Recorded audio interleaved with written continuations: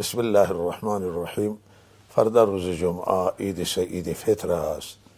و عید سعید فطر را به همه مسلمانان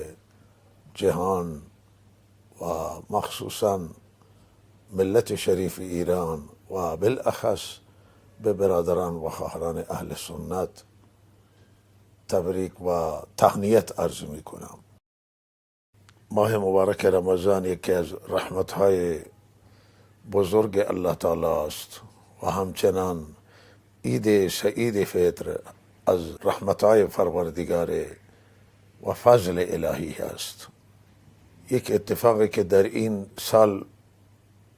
پیش آمد بود که هم آغاز ماه مبارک رمضان همه مسلمانان دنیا با هم شریک شدند و همه یک روز روزه گرفتند و همه مسلمانان دنیا بعد فردا که روز جمعه هست روز عید اعلام کردند و همه عیدشون با هم هست. فعل نیک میگیریم به این که انشاءالله الله تعالی زمینه اتحاد را برای مسلمانان فراهم کنه که همه مسلمانان منسجم باشند و متحد باشند. منافع اسلام و منافع خود مسلمانان در همین هست که با هم انسجام داشته باشند و اتحاد داشته باشند. توصیه ما به همه مسلمانان هست آن است که او تقوایی را که مد نظر الله تعالی هست از روزه او تقوا را رعایت کنند. بعد از ماه مبارک رمضان اعمالی را که در رمضان انجام دادند این اعمال ادامه بدند و قطع نکنند و به هر حال نماز سحر خواندند، قرآن تلاوت کردند و ذکر الله تعالی را انجام دادند، خیرات و صدقات و همه این اعمالشون سعی کنند ادامه بدند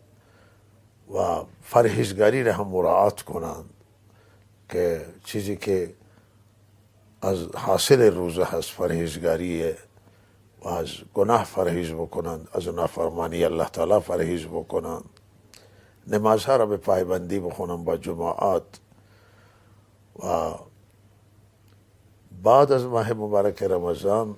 حالات باید ما تغییر پیدا بکنه نسبت به قبل از رمضان و از علامات قبولیت روزه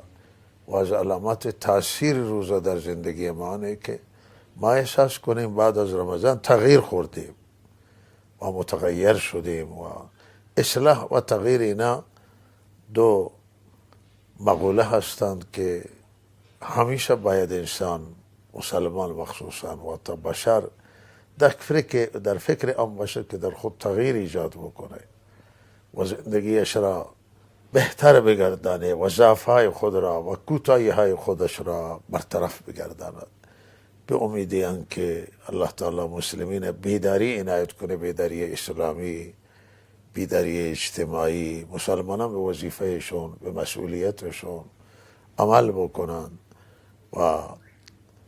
مسلمانان همه متحد باشند، ید واحد باشند در مقابل کسانی که به مسلمانان دشمنی مسلمانان را در سر دارند و میخوام به حقوق مسلمانان به سرزمینه اسلامی تجاوز و تعدی بکنند، در مقابل اونا بیستند.